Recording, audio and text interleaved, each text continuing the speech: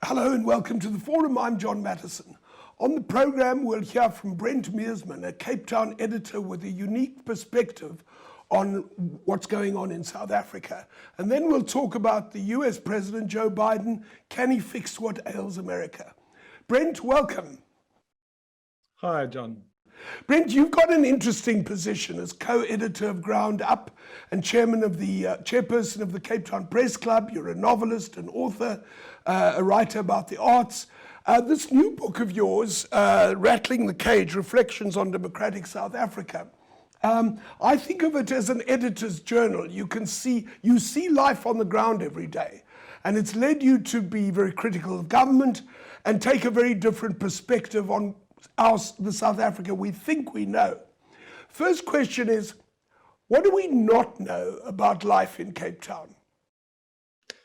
Well, let me just say, well, first of all, people that are not making the main headlines and are not really on the front pages and are not most read about. So that's the marginalized, and that is the poorer South Africa. And also that we still have that apartheid spatial planning, and there are still people that are out of sight, and their struggles and what they are going through is underappreciated. That said, I think it's getting better. I think there's still groups that are willfully and remarkably ignorant of the greater reality around them, but the reporting has certainly improved, and I noticed a big change, especially around when COVID hit. That stories that weren't being told before are now much more to the forefront than they were. So instead of concentrating, I do quite a bit about the macroeconomic and macro political picture. I've tried to bring it down onto the grassroots level and the lived reality of millions of South Africans. Yes. Now, I want to get straight into your critique of government policy as you experience it on the ground. It's quite obvious we talk about the non-functionality of government or the flawed functionality, but you make an interesting point that government has bad priorities, and you say that by looking at what does work. What does work? In other words, what are the government's priorities that they care about making successful? Yes, I always find that particularly interesting. Is if you want to know what government's priorities are, have a look at what works. And those are, for a long time, until the state capturers started interfering with it, SARS, so revenue collection. So the government has got money to spend on what it needs to do and also on themselves. So certainly SARS was operational. GCIS, the propaganda machine for government, its communications department, was also quite slick and efficient in getting its message out and trying to control narratives for quite some time. I think that's not as sharp as it used to be. And then you can see the fixing up ministerial homes and any public works that has to do with security upgrades and personal security for the elite and for the politicians. That all works very well. So that gives you a picture of where government's priorities lie. And then, of course, Black economic empowerment, a lot of resources invested in that and a lot of attention paid to that. And the IEC, of course, which is how you legitimate elections. So IEC was also a well-run machine. So you can see that where government has its priorities, it can work. Yes, and one of the many statistics you have that I found very affecting You say 150 people die in custody a year, I believe you said, and about 80 policemen die a year. I mean, these are very high figures. I remember under apartheid, protesters made a huge fuss when we got close to 100 over many years who died in, political prisoners. Mm. Yes, there's and we've been uncovering that for a while, and through a project called Viewfinder, which we've incubated at Ground Up with the journalist Knutzer, and he's been doing a lot of work on this. And then, we started this a couple of years ago, and now, of course, it's been pushed to the forefront with the shooting at Wits. With the Wits students and a couple of other high-profile deaths, but it's been an ongoing problem, and it's a problem that stems back all the way to the apartheid years. The interesting thing is we've always been a violent country, and in fact our murder rates in the our murder rates peaked, kept rising and rising, and sort of reached their height around the 1990 to 1994 transfer of power. And then the murder rate steadily declined until about a few years ago, at which point it was more or less the same as it had been in the 1970s. And now it has started to climb again. And I just checked with the researchers a few months ago of that. And because I wanted to know, because they ended their book, which they published about 18 months or 2 years ago, saying there's a rise, we'll have to see if that rise is sustained. And I checked back with them recently, and yes, it is sustained. So the murder rate is climbing back up again, and we have to look at what did we do as a country that allowed us to see a steady decline in the murder rate from the 1990s? And why is it now? What are we doing wrong that it's now ticking up again? It's increasing. And the rise started. Another staggering thing for me is, more people were killed in the Marikana massacre than in the Bishu massacre. And I think that's also something to look at. Mm. And the rise in violent deaths started before COVID? Yes, it's quite a way before COVID. In fact, I don't have the statistics for exactly what's happened during the COVID period. I don't know what that would be. But in terms of the police, that's a pretty steady death toll, and it's not just a body count. I mean, there are repeated rapes of prisoners, of people detained or arrested. There are assault. There's a whole range of abuses as well that's going on. And I think the major problem there is that we haven't had a functional IPID, which is the body that's meant to investigate and have the oversight of the police.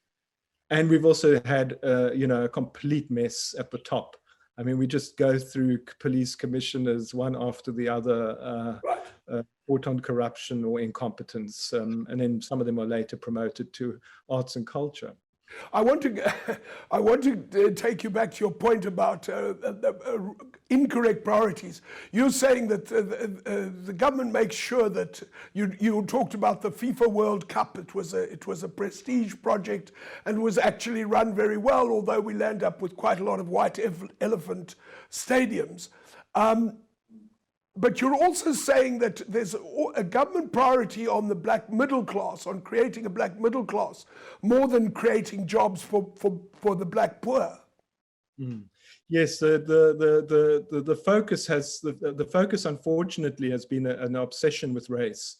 And I have to be very careful and get into a lot of trouble when I start going there. It's a very complicated debate, and I'm aware of the dangers and nuances there. But the point is that I think if we had concentrated on poverty, and if we had concentrated on people in terms which is objectively can be measured of how poor people are, if we'd concentrated on that, and we'd concentrated on creating employment and creating the social wage and delivering services to those people as a priority, which was the original idea of the RDP, instead of obsessing about transforming the upper echelons, I believe we would be a lot further along than we are. And of course, the important point here is that in South Africa, poverty is a proxy for race. It's a perfectly good proxy for race. I mean, it is. You don't need anything else. If you want to address race, address poverty. It's as simple as that. Yes, there's an issue about priorities that always strikes me. As you say, we have a very extensive policy on black empowerment, which is creating a black middle class. But we could do one thing very simply that would automatically create jobs, and that is require that every South African official, every government contract for motor cars, for instance, be forced to buy South African-made cars. We make beautiful cars, but we don't make the top luxury end. We make Mercedes and BMW, but they're not the top luxury end. And so a lot of our officials use our tax rands to go and buy cars made in Germany and elsewhere. I mean, that would be one thing alone that would seem to me would send a signal that we're serious, that we do care about buying things that are made in South Africa, because that really would create hundreds and hundreds of jobs. Yes, certainly local procurement. It's a staggering amount. People say, okay, the state capture.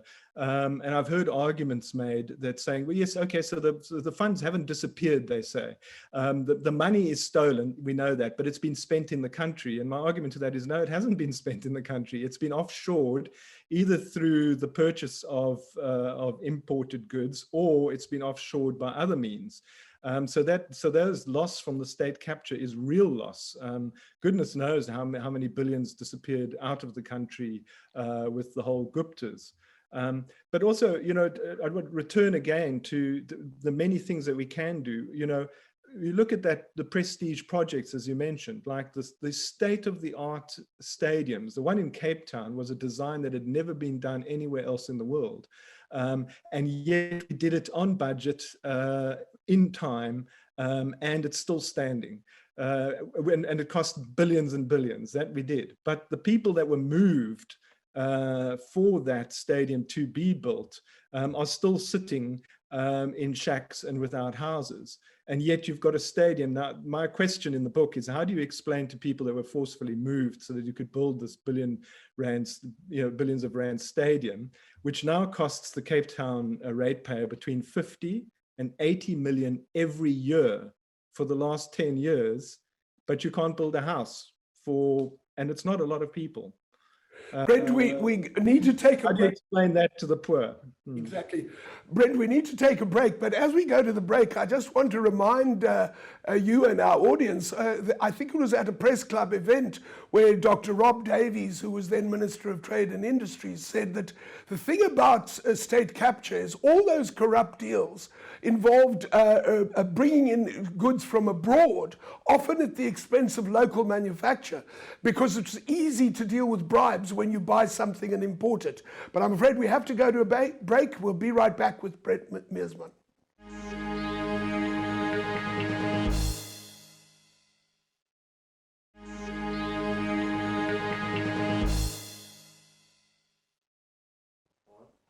And we're back talking to Brent Meersman, author of Rattling the Cage, Reflections on Democratic South Africa.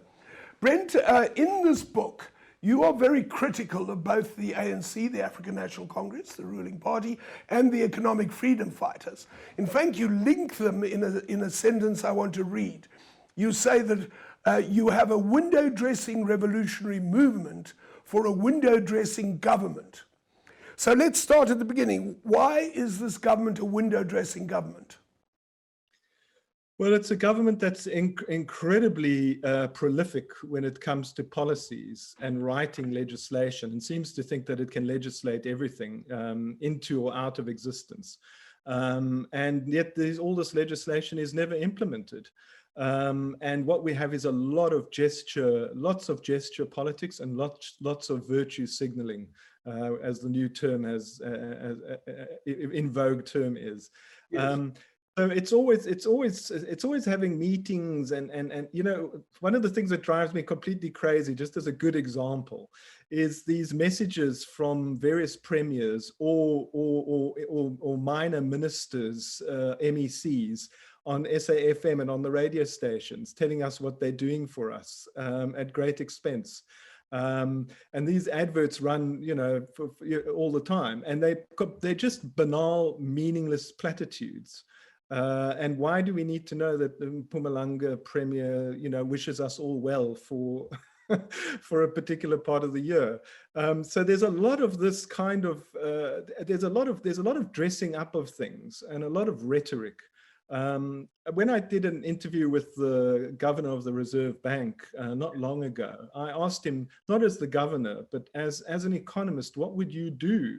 What would be your solutions? What is your opinion to get the economy going? And his reply was, well, just implement any one of the plans. He said, take your pick.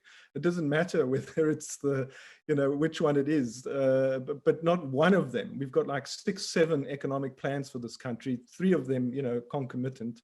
And none of them ever implemented. They just sit there. Right. Okay, so that's the window dressing government. What about the window dressing revolutionaries? You have a quote about the EFF. You say they fail on statutes, but they bash statues. In other words, they don't get legislation passed, but they make these virtue signaling campaigns about statues. Is that what you're saying?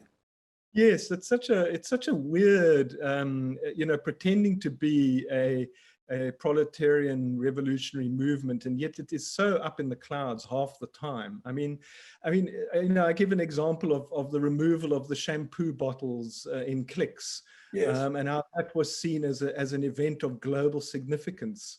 When people are busy dying from all this is in a week in which Ground Up reported, that there were so many children had been killed by the police in the last 5-6 years. We went through a list of the most incredibly morbid statistics, and in that week, what was covering and what was the most important thing on the agenda of the unofficial opposition, but removing Clicks bottles, which I don't want to get anybody into trouble here, by the way. But when those shampoo bottles were removed at my nearest shopping center, they were freely available downstairs at a well-known supermarket. Yeah. Maybe I won't mention that to the EFF.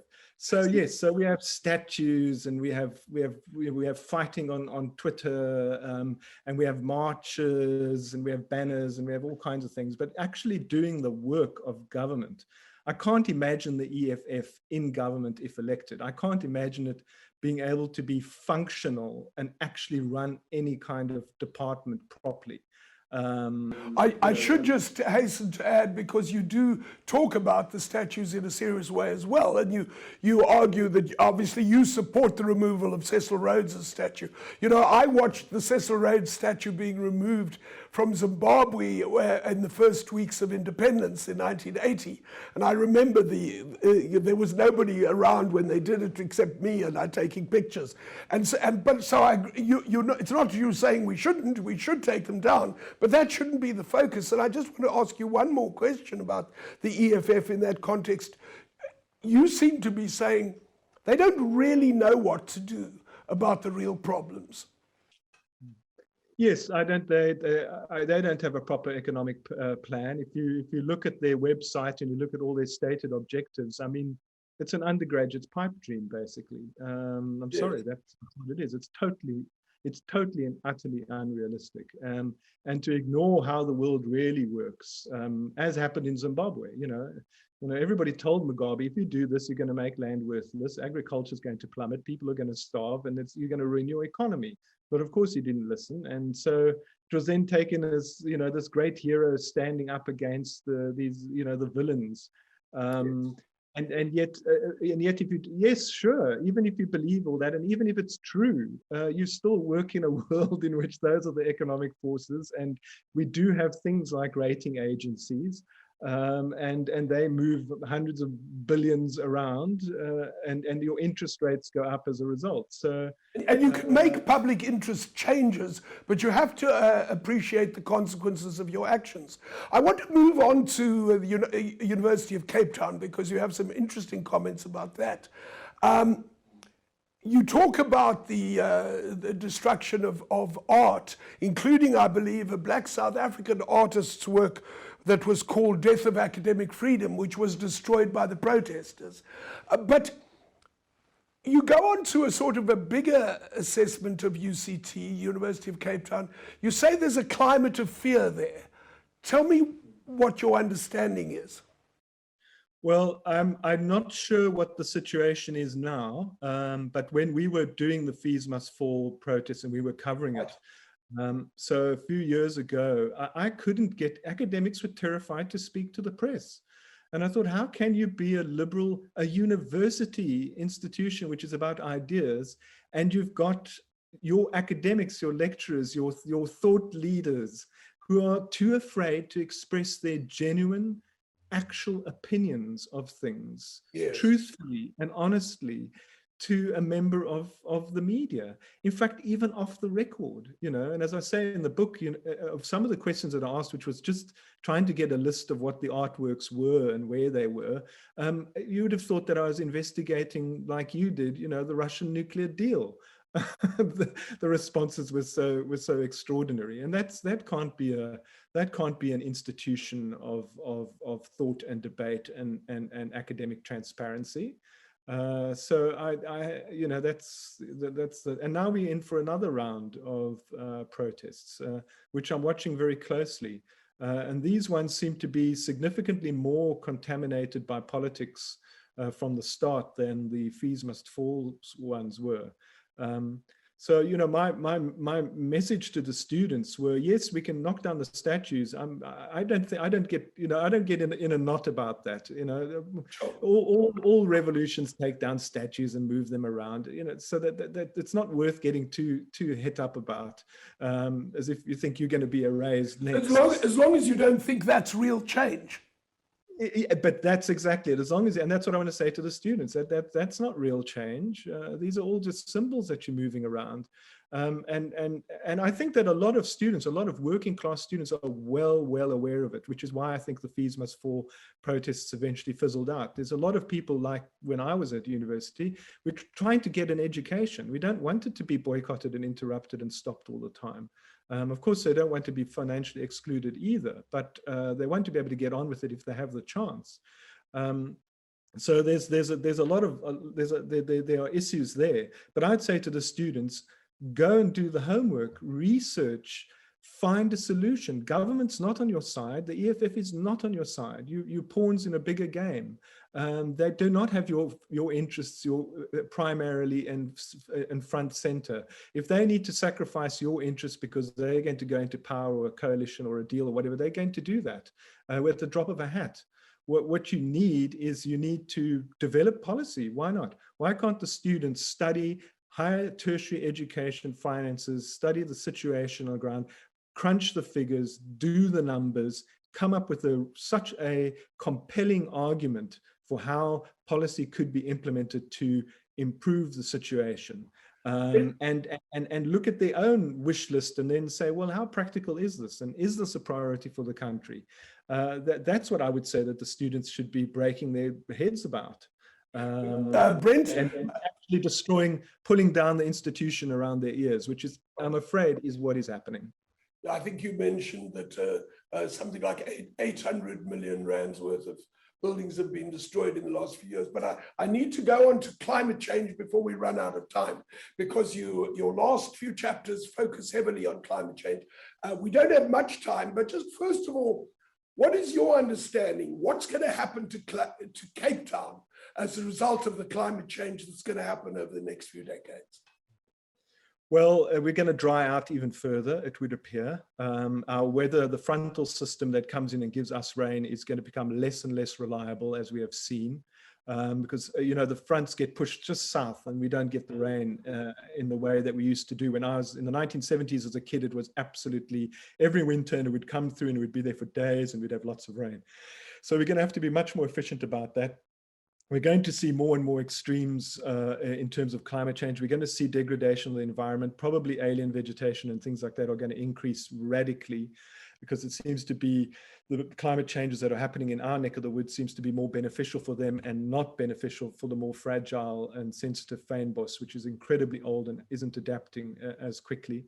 And then I keep looking. There are some charts, by the way, online where you can have a look at sea level rising. And if sea levels rise according to the different temperature levels, what gets flooded. And it's quite surprising. I thought the whole of the Cape Flats would be a lake, but in fact, it's not. It's, if you're in Muizenberg and Lakeside and any of those areas, you need to be concerned. You're going to be in the front line of being underwater, according to the charts that I have seen.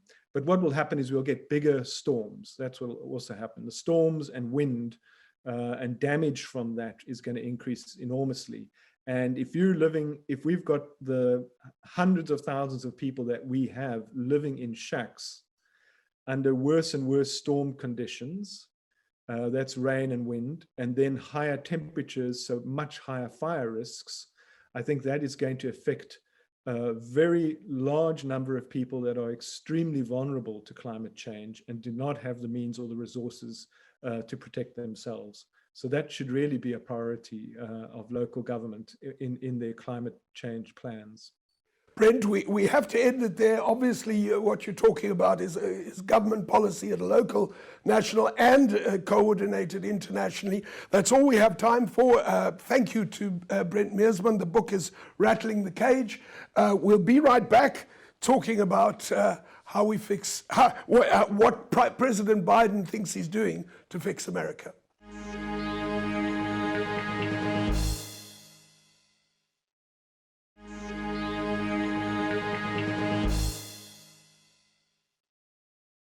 Welcome back.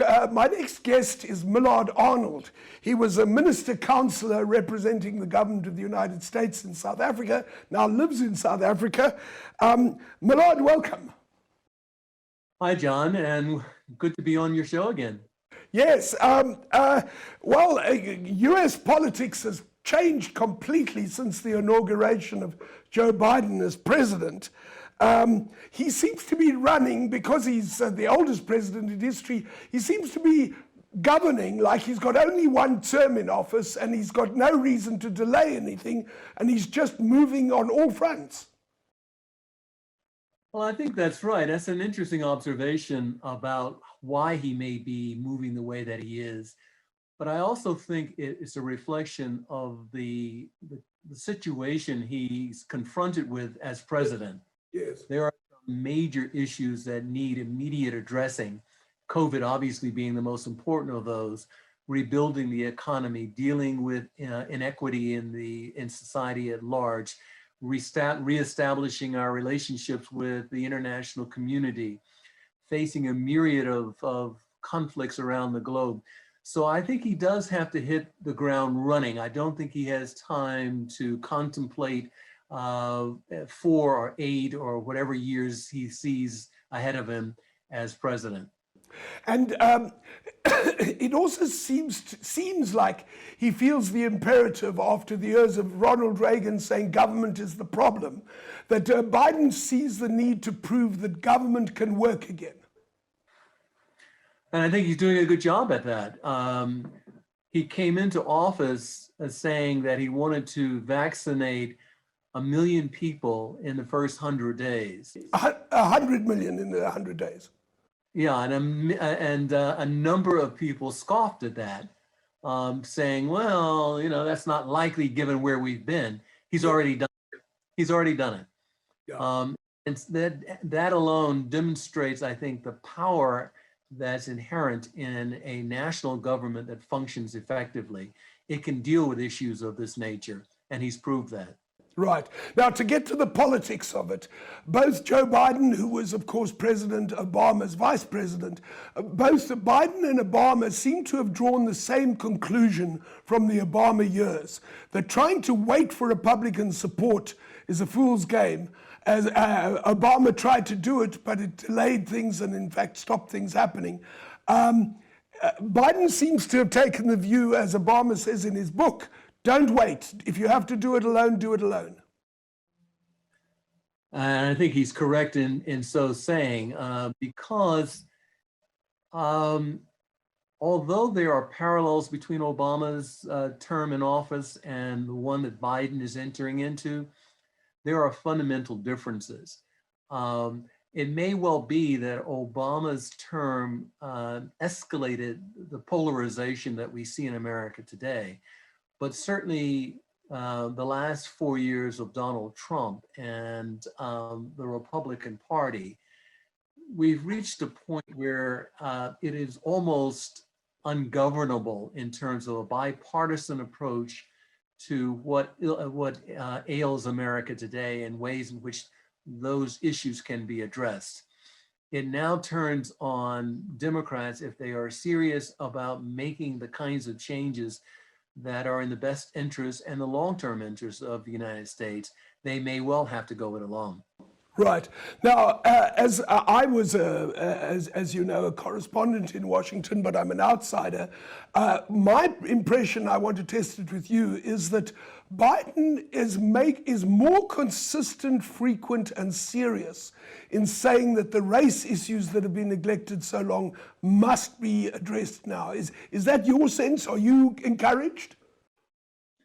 I am. And in some ways, this is how to put it. He is in a better position to do this than, say, Obama was. Right. One would expect that to come from Obama because he was Black. Right. But here, Biden has two things that have driven him. One, a conviction and a commitment toward equality and basic human dignity in all people. That's who he is, and that's his commitment. But the second thing is that by being white, he's able to cross the border, cross the boundaries, if you will, and bring people on board who might otherwise have been reluctant to get involved in an issue which they saw, quite frankly, as being Black or white. So he has a platform that he recognizes allows him a kind of, I won't say luxury, but allows him the flexibility to do what really is required and is necessary if America is ever to turn the corner on racial injustice. Right. Now, before we get into the specifics of what he's doing, I mean, there's obviously interesting political drivers of this role that he's playing on race. The first was that, of course, it was an African-American politician, Jim Clyburn, in South Carolina, who saved Biden's candidacy during the primary season. He intervened and he supported Biden, and that saved his candidacy when it really seemed to be going down. And then after his election in Georgia, it was organizing by African Americans to win those two key Senate seats in Georgia that saved the Democratic majority in the Senate. So he has very strong political reasons to get moving.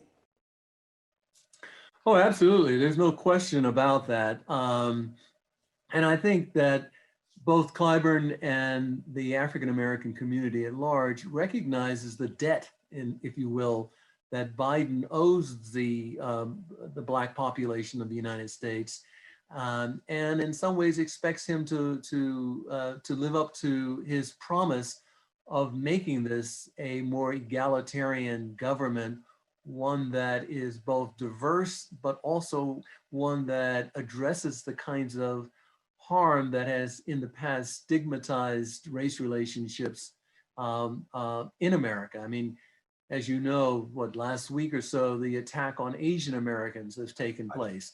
Yeah.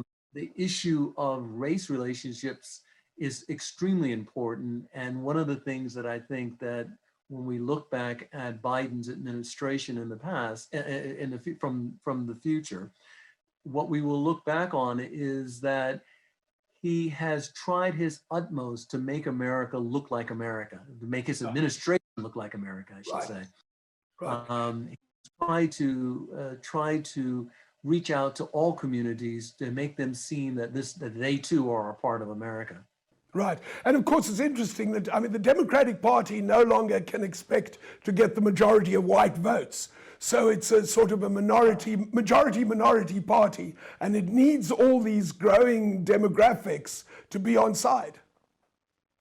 Yeah, John, I think you're touching on the next point I'm sure you want to raise, but it is true. But I don't think that the Democratic Party, I can't remember the figure, I don't know if the Democratic Party has gotten the majority of the white vote, certainly not the white male vote, in 20 years or more. Yeah. Very interesting. That. So it is that question of reaching out to the constituency that they best serve, which is the larger, more embraces America, which includes Asians, Latinos, the alphabet community, if I can put it that way, everyone. And that has been the way in which I think Biden sees the way he has to govern. And before we run out of time on this, because we're about to go to a break, but the two key issues that he seems to be giving high priority in this area on, one is voting rights, because that's become absolutely critical, with hundreds of legislative restrictions amendments being filed by Republicans around the country. And the other is police reform, because those two seem to be key fundamentals that have got to be addressed. No, they do. The issue around voting rights is going to be the most troublesome one, I think, for both the Biden administration and the US Senate as a whole. I think this is going to go to the very heart of what America is going to look like in the future. In order for HR 1 to pass, the voting rights bill to pass, it's going to require every Democratic senator plus the vice president to vote for it. And not likely to happen because you're going to need as well to break the filibuster. And that's the only way it's going to happen. And then you need another 10 Republicans to break the filibuster. And so you're going to he's going to be really under pressure to remove the filibuster rule. Yeah, and to hold the Democratic Party together to do that, because there are some loose cannons within the Democratic Party who themselves are not committed to removing the filibuster. So there is a lot of work to be done on this issue. And it always strikes me as a strange issue, because you would think that every party would want everyone to vote. Right. I mean, it would be logical to me that there are a Democrat or Republican, the more people to vote, the better my chances are. So if I'm narrowing it down, then I'm narrowing it down to a specific group of people that I want, but I don't want anyone else to have their group of people. And that's what I'm looking at. Well, yeah, Millard, we have to take a break. We'll be right back with Millard Arnold.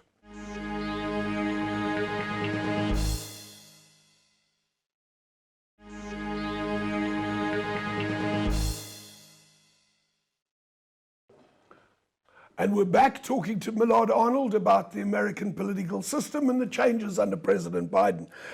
Millard, you seem to be impressed, and I think many people are, with what Biden is doing domestically.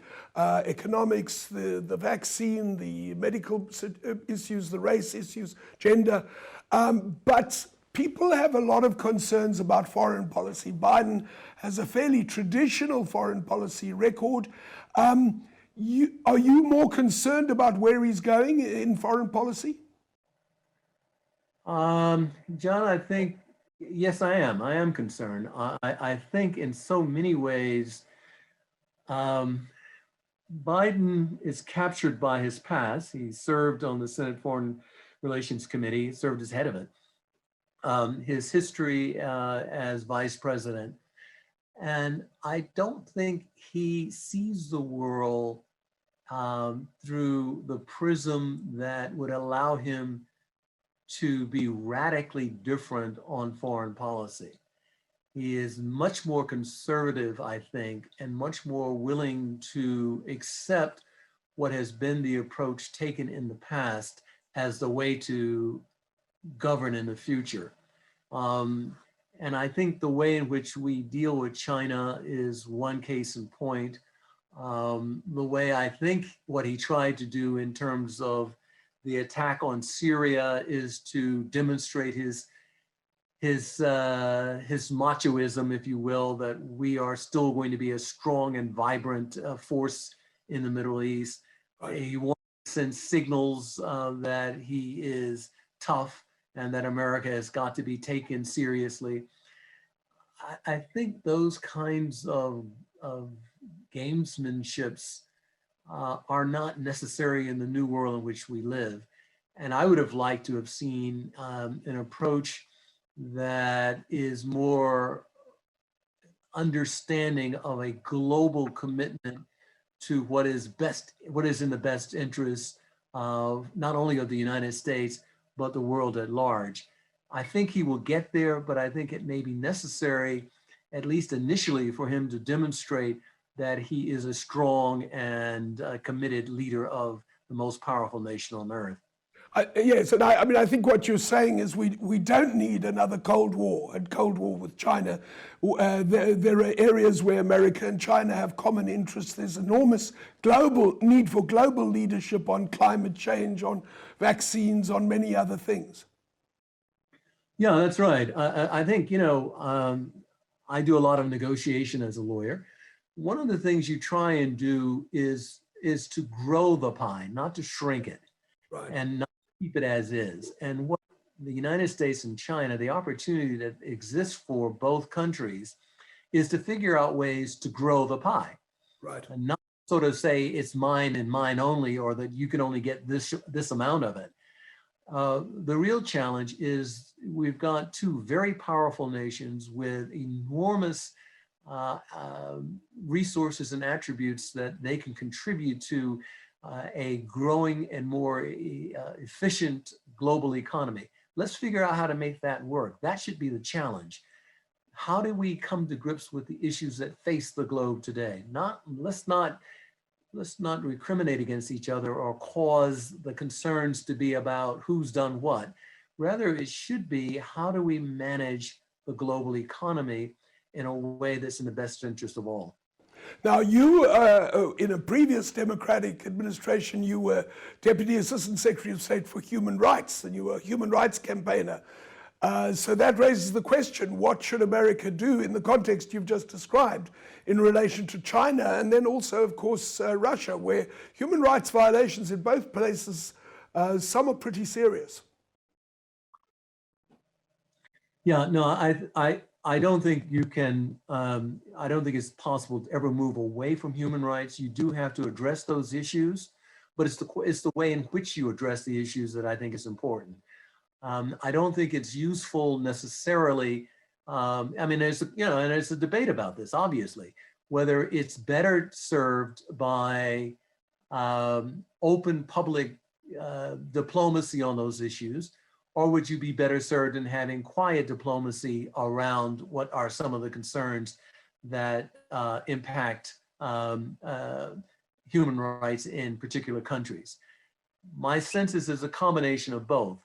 But I think when you come out the door with a heavy hand, it makes it difficult to then step back from that and then take a lesser position. So I think it's a question of tactics, not the strategy. What is your sense about, especially in the Middle East, this whole sense we've had of endless wars? I know that Biden is less pro-war than he used to be, because he did vote for the Iraq War, I believe, in 2003, and I think he regrets that. Do you think he's going to end the endless wars, or somewhere in between? Somewhere in between. I don't think, one, as you and I have spoken in the past about this, have this habit of constantly looking over their shoulder at the Republicans to see what the Republicans would have done or how they're reacting to the policies that the Democrats put in place. This big concern constantly of proving that we are as tough as the Republicans are drives a lot of what the Democrats do, whether it's domestic policy or foreign policy. So the idea that he would move away completely from America's more aggressive and assertive policy around the world is not likely. But can he step back from it in a more gradual way? I think he will do that, and I hope he will do that, because I think that is in the long-term best interest of the United States. I want to finish on a question about the South African implications, but just before we get there, I've noticed that even fairly conservative commentators in America are now talking about the fact that the Pentagon budget is too high and that there need to be increased taxes on the wealthy. There seems to be a considerable change of mood in the United States. I noticed New York Times and Washington Post have been talking about supporting higher taxes in the last 2 weeks. Is your sense that even those big issues could be up for discussion? Well, I think they're not only up for discussion. I would think you mentioned in passing earlier that Biden has been successful in getting the $1.9 trillion package through on COVID relief. And my sense is that there has been a fundamental shift in the way in which this administration is approaching economics. And that shift essentially is we need to galvanize the economy by pouring money into it. We need to try and figure out, in short, a deficit is not a problem. A deficit may well be a blessing in disguise. We if need it's well to spend used. more in order to get going. I'm sorry? If it's well used, if it's, yeah. Okay, on to, you talked about the new Biden relationship with China and Russia. Of course, China and Russia are two of South Africa's partners in the BRICS. What does that mean for us? And also, do you see any lessons for South Africa in Biden's presidency? I suppose the one I'd like us to learn is that government can be made to work better than it does. Well, I think that point is exactly the point I would like to make, that government can work. And I think what it does demonstrate, Biden's administration has thus far demonstrated, is that despite the opposition you face, and he is facing serious opposition in the Republican Party and the remnants of Donald Trump, you have to forge ahead strongly and with purpose. You have to have a commitment and a willingness to do what's required. You cannot vacillate or contemplate. You have got to act. And I think that thus far, that's what Biden's administration has demonstrated, and it would be a great lesson for South Africa. There is much that's needed here. There's much that needs to be done here where strong leadership can make a difference. And just in terms of South Africa's posture internationally, our BRICS partners are allies, but I think sometimes we exaggerate the benefits. What should our relationship be towards China and the BRICS countries versus our relationship with the United States? No, I think, look, South Africa has to do what it thinks is in its best interest. I think it is in its best interest to have strong and healthy relationships with Russia and with China, but not at the expense of its relationships elsewhere in the world. South Africa has, despite 20 years of government as a full democracy, South Africa still remains a strong global brand. And I don't think it takes full advantage of the global brand that it has. It has great wealth that it has yet to tap into in terms of the way in which the world sees South Africa. And it has to maximize that to the best extent possible, which I don't think it has paid much attention to and ought to. Right. I suppose there are also problems we have that require international commitment. For instance, we need to have something to be done about tax havens, where our South African money goes and where South African wrongdoers go. And we're not able to get those things addressed on our own. I think we're out of time. I'm being told we have to end here. I was hoping to give you a chance to answer that, Millard, but we don't have the time. Millard Arnold, thanks so much for your time. Thank you for watching. We'll see you next time.